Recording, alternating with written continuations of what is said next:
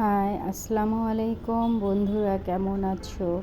বন্ধুরা, আমার বাসায় আজকে গেস্ট আসছে, তাই আমি বাহিরে চলে গেলাম। মানে আমাদের এরিয়াতে একটা নতুন রেস্টুরেন্ট হয়েছে, সেখানে আমি খাবার দাবার কেনার জন্য যাচ্ছি।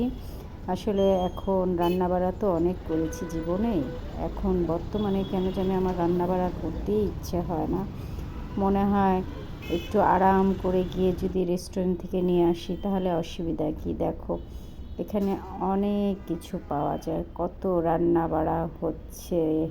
এই যে পাতিলে বিভিন্ন রকমের মাংস আছে, তারপরে এখানে কী জানি বিরিয়ানি বিরিয়ানি আছে, এটা জর্দা, খিচুড়ি আছে, মিষ্টি আইটেমও আছে। এই যে, তো আমি নিলাম একটু বিরিয়ানি নিলাম, আর খিচুড়ি নিলাম, তারপরে জর্দা নিলাম, এই তো।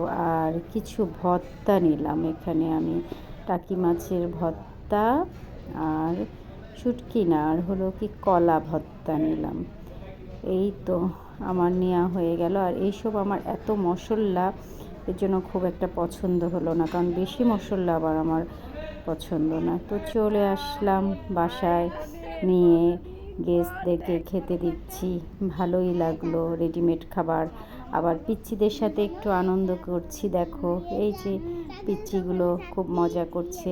ছোটোদেরকে না তুমি যদি আদর করো না, ওরা কিন্তু বড় হয়েও সেই আদরগুলো মনে রাখে। আর ওরা দুই ভাই, বড় ভাইটা যখন একদম ছোট্ট জন্মগ্রহণ করেছে তখন আমি দেখেছি, আর দেখিনি। আর ওরা নাকি আমাকে খুব চিনে। কিভাবে চিনে জানো? সব সময় আমাকে ফেসবুকে দেখে, তাই নাকি ওরা আমাকে চিনে। ওরা আমার ছোট্ট ফুপিরা। আর সে তো, আমার তো অনেক বিড়াল আছে, ও বিড়াল দেখতে গেছে, কিন্তু বিড়াল তো লুকিয়ে গেছে। বিড়াল তো আর পাওয়া যাচ্ছে না, ওদের তো একটু মন খারাপ, কী আর করার। যাই হোক, আমরা সারাদিন অনেক আনন্দ করলাম।